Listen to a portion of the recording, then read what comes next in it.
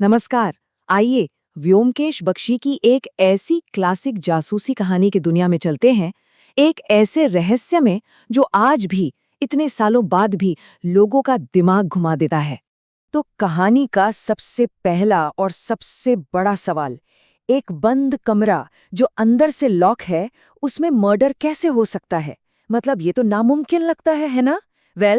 यही वो पहेली है जिसे आज हम सब मिलकर सुलझाएंगे।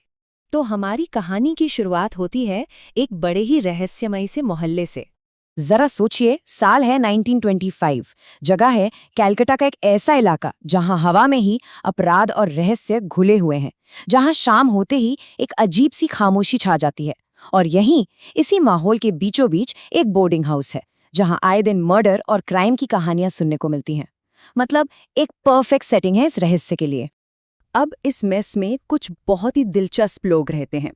सबसे पहले है अजित, जो हमें ये पूरी कहानी सुना रहे हैं। समझिए, हमारी आंखें और कान वही हैं। फिर हैं डॉक्टर अनुकूल बाबू, बड़े ही भले से दिखने वाले होम्योपैथ डॉक्टर और मकान मालिक। इसके बाद है अश्विनी बाबू, जो काफी टाइम से यहीं रह रहे हैं और शायद कुछ ज्यादा ही जानते हैं। और आखिर में एंट्री होती है अतुल चंद्र मित्र की, एक नया बड़ा ही मिस्टीरियस किराएदार, जिसके आते ही कहानी में एक नया मोड़ आ जाता है। तो कुछ दिन सब ठीक ठाक चलता है, एक अजीब सी शांति रहती है।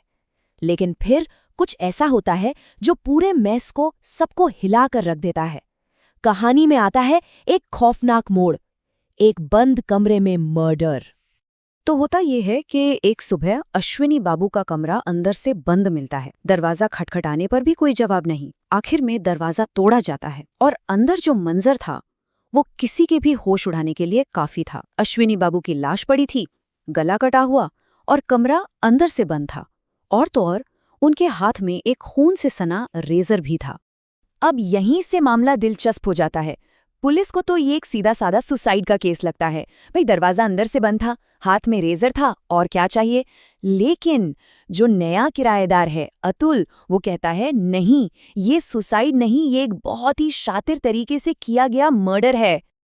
और फिर अतुल एक ऐसी बात कहता है जो सबका दिमाग घुमा देती है। वो बस उस कमरे की खिड़की की तरफ इशारा करता है और कहता है, ये खिड़की, यही है हत्या की वजह।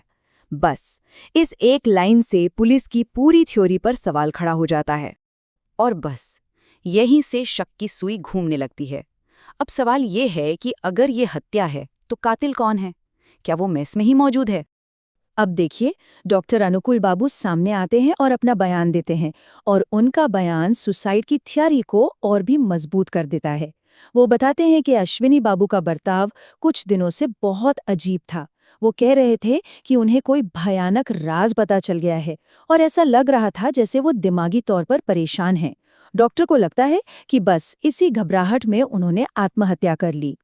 लेकिन रुकिए, कहानी में एक ऐसा ट्विस्ट आता है जिसके बारे में किसी ने सोचा भी नहीं था। पुलिस अतुल चंद्र मित्र को ही गिरफ्तार कर लेती है। जी हाँ, उसी आदमी को जो चीख चीख कर कह रहा था कि ये मर्डर है, उसी को पुलिस हत्यारा मानकर जेल में डाल देती है। पर असली खेल तो अब शुरू होने वाला था। अब देखते हैं कि कैसे हमारा सत्यान्वेषी, यानी सच को खोजने वाला, इस पूरी गुत्थी को सुलझाता है। कुछ दिन बाद अतुल जमानत पर छूटकर मेस वापस आ जाता है। लेकिन अब माहौल पूरी तरह बदल चुका है। हर कोई उसे शक की निगाह से देख रहा है, डर से देख रहा है। मकान मालिक ने तो साफ साफ कह दिया है कि सुबह होते ही मेस खाली कर दो। हवा में इतना तनाव है कि आप उसे महसूस कर सकते हैं। और यहीं पे हमारा सत्यान्वेषी अपना मास्टर प्लान बिछाता है। वो क्या करता है?